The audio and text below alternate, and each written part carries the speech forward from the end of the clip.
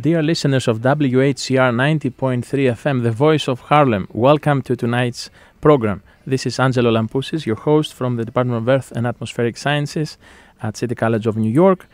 And in the sound engineering, we have, as always, Aaron Sloduvnik.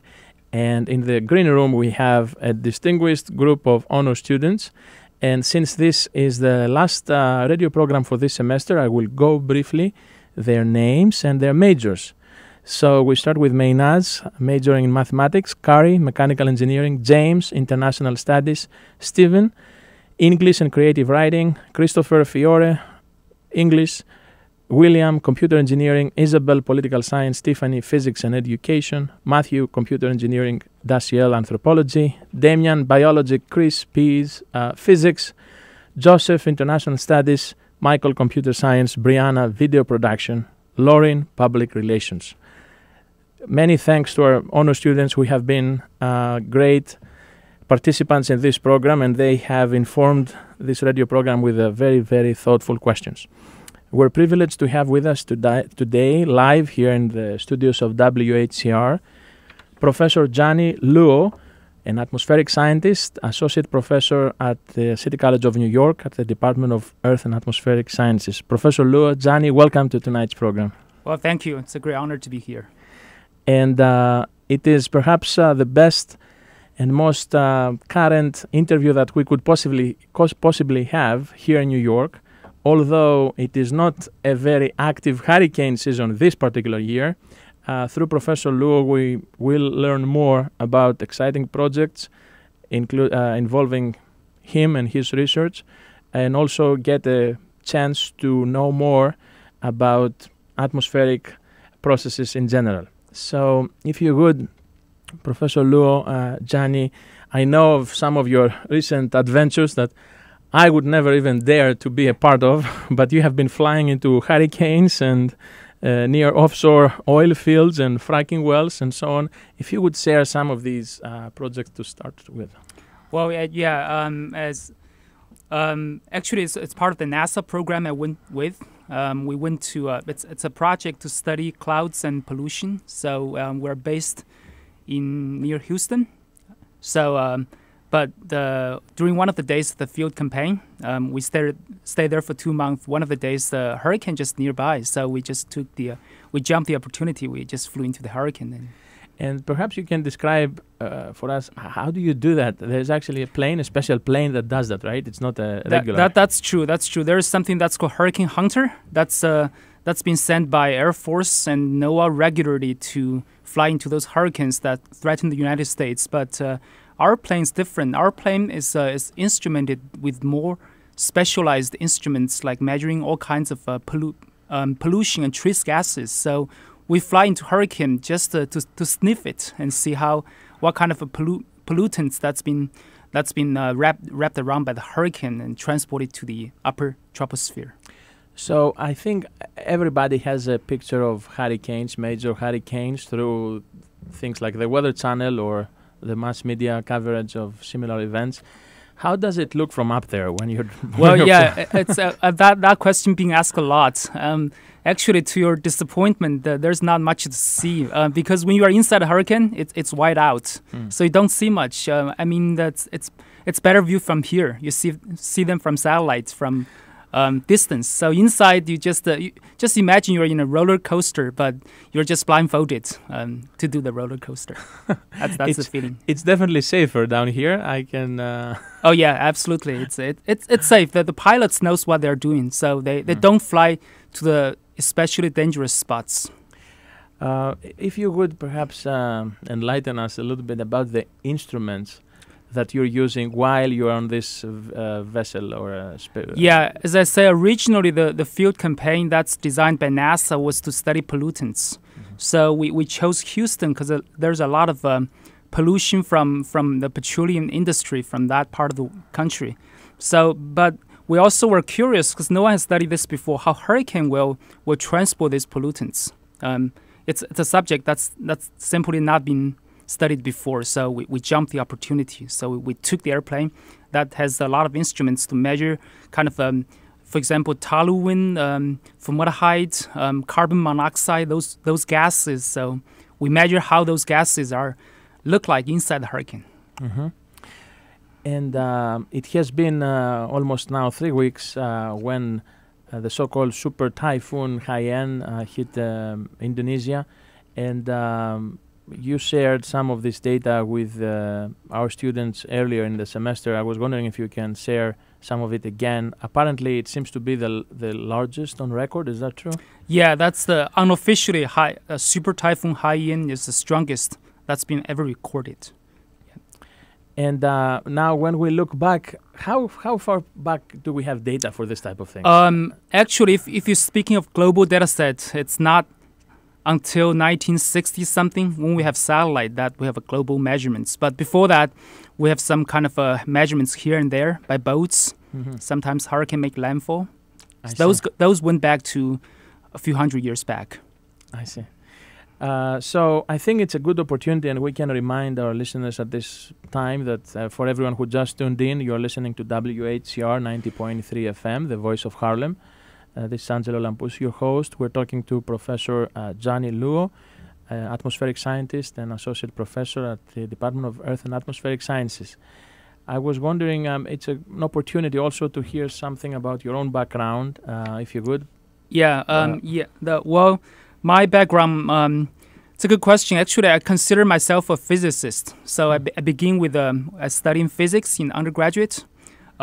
Later, when I chose application, I chose to study the physics of the atmosphere. So this is a kind of a misunderstanding about meteorologists. Some people thought meteorologists just go up the TV and just talk about the weather to forecast. But the truth about it is that the meteorologists, they're actually physicists. They study things in the atmosphere. So I'm an atmospheric physicist. Specifically, I study clouds and hurricanes. Mm-hmm. Those storms, how they behave, how they're going to change during a changing climate, how they affect air quality, those kind of subjects. Yeah. I see. And apparently, it is, since this is an open system, I know through our schooling, most of us, we're familiar with solving problems, perhaps, and have a mathematical problem. Sometimes it has only one solution, after 5 steps or 25 steps. However, I'm just wondering how critical and how complicated it may be to process an open system like the Earth, and in this case, the atmosphere. What type of computer power do we need and knowledge to process this type of models? Oh, yeah. The atmosphere is a very complex system. One of the reasons is that is because we cannot control it. You think about a physicist or chemist in a lab. They can control their tubes. They can control their experiment setting. But in the atmosphere, the climate, there's nothing you can control. So this system is very open, as you said, and very complicated. So the computer power, it takes a lot of computational power. We use supercomputers sometimes to do. Actually, the weather forecasting you're seeing on TV daily are the outputs from those supercomputers, very, very powerful computers. And so even those computers with a superpower, I guess they have nothing to do with my poor destroyed laptop, right? It's very similar, actually, in a way. It's just 10,000 of them chained together. They're called clusters. Oh, I see. So it's like 10,000, sometimes 20,000 of these kind of ordinary computer chained together. But it is my understanding that even having all this computer power, the minute you plug in all of these equations that you need to calculate, and from the minute you press enter or whatever is the last click would you do, there must be, I don't know, several hours maybe before you get a result. I don't know. What is the time frame? Yeah, it's always a compromise. If you want to have a timely forecast, you want to sacrifice the resolution. You don't go to very fine resolution. You go to coarser resolution to simulate it. And you can get an answer very quickly. And we don't have anybody yet in the planet who can predict the weather, right? Short-term wise, it's okay. Trust them for 3 to 5 days, but beyond that, it's yeah. Okay, great. So at this point, it may be the good time to go into our break. We're going to hear from our honor students with some additional questions in the second half. This is the program Innovation Unedited. Your host, Angelo Lampusis. We're talking to Professor Johnny Luo. Stay tuned.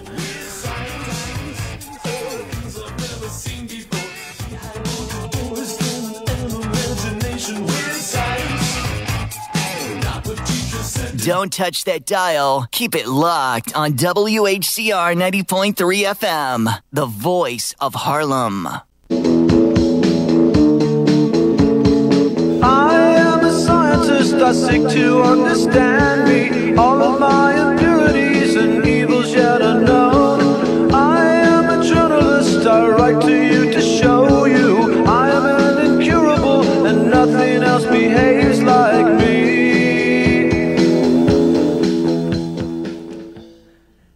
Dear listeners of WHCR 90.3 FM, welcome back to our program. This is Angelo Lampusis, your host. We're talking to Professor Gianni Luo from the Department of Earth and Atmospheric Sciences of City College of New York. And we're now entering the second part of our program, and we have in our studio with us Stephen Erickson, who will be posing the questions. Excuse me. Yes. Thanks for having me. Okay, so Professor, we took some questions in the green room before. So to start off, on average, how many hurricanes do you visit each year? Okay, so do I? Actually, that's the only hurricane I've ever visited. But on average, there are about 80 hurricanes globally each year. Oh, okay. Is there a minimum distance you must keep away from the hurricane while doing reconnaissance? For our aircraft, we have to keep some distance because some of the instruments are kind of delicate, chemical instruments. But for the hurricane hunters, they can go anywhere inside the hurricane, anywhere at all. Wow. What specifically are you trying to discover when you go on your flights? For us, we are trying to study how the hurricane will transport these pollutants. So basically, hurricanes are like a giant vacuum. It's a giant machine that's sucking everything from the surface and transport them to the upper troposphere. So we study how they suck those pollutants from Mexico. Specifically, in this case, I went to and transport them to the upper troposphere. Okay, very interesting. Another student asked, why are hurricanes and natural disasters becoming so prevalent nowadays? Yeah, actually, there's always a debate about how it's connected to global warming, but we start to see some evidence because from physical perspective, we understand that if you make the ocean surface warmer, the hurricanes will become stronger. So if hurricane becomes stronger, there's a better chance that they'll cause more damage, and those kind of disastrous hurricanes you'll see more and more. Okay.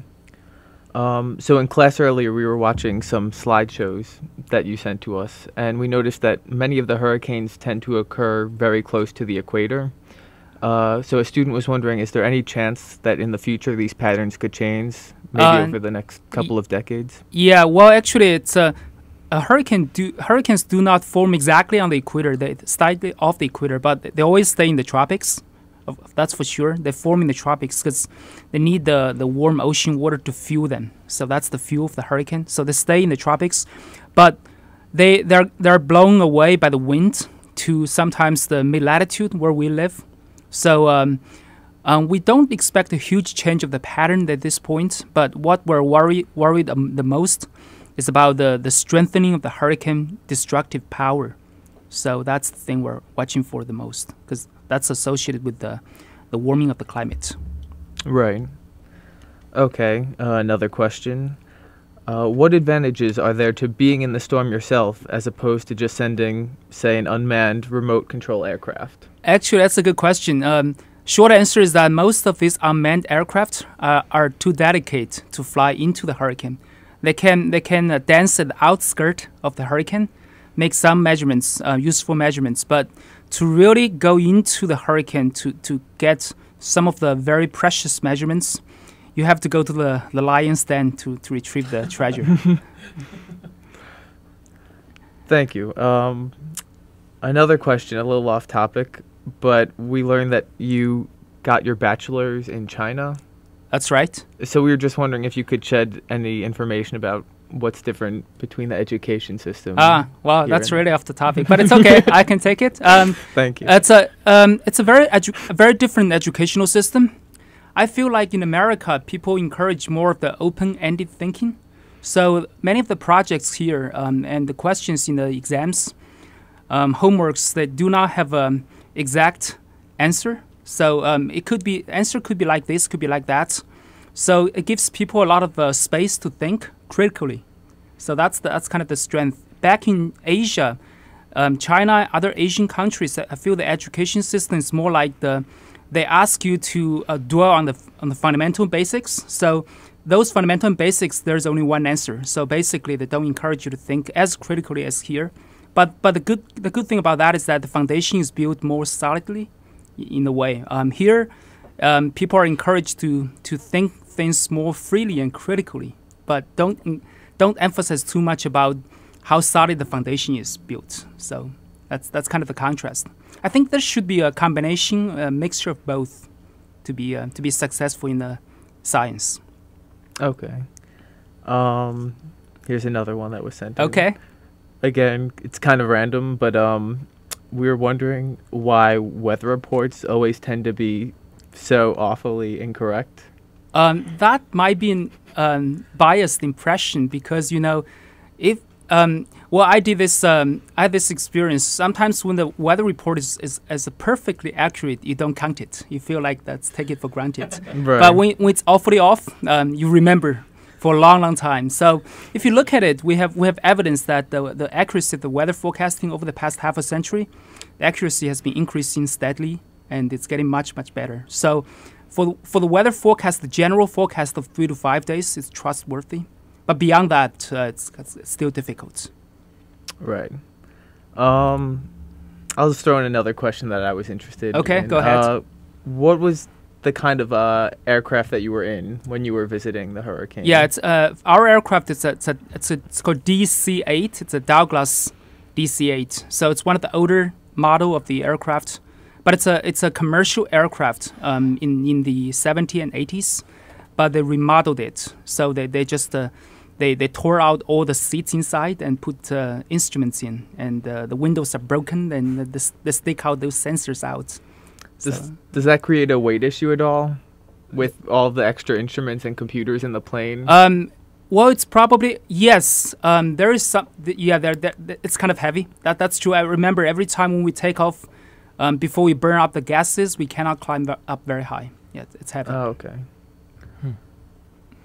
Is there anything else interesting that you'd like to share about your experience? Oh, well, actually, I'm going to another field campaign early next year in February. I'm going to Guam. Guam is an island that's near Philippines, south of Japan. So that's the place where the strongest storm are just formed. So if you think about the super typhoon Haiyan, the one that's holding the record now, that's the one forming there. So we're going there in a couple of months. So we're going to fly into those storms and see what's going to happen.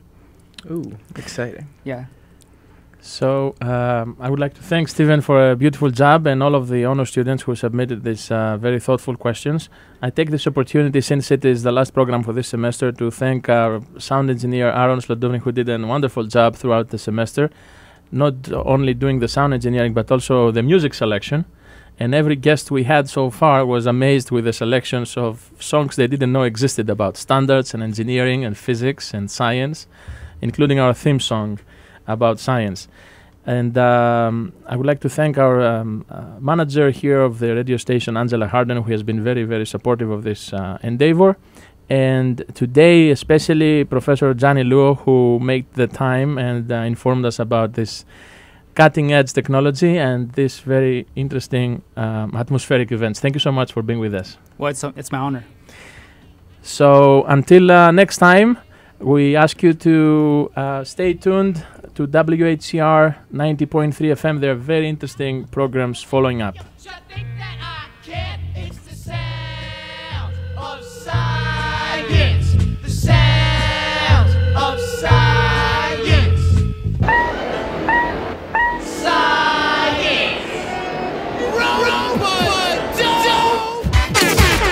Touch that dial. Keep it locked on WHCR 90.3 FM, the voice of Harlem.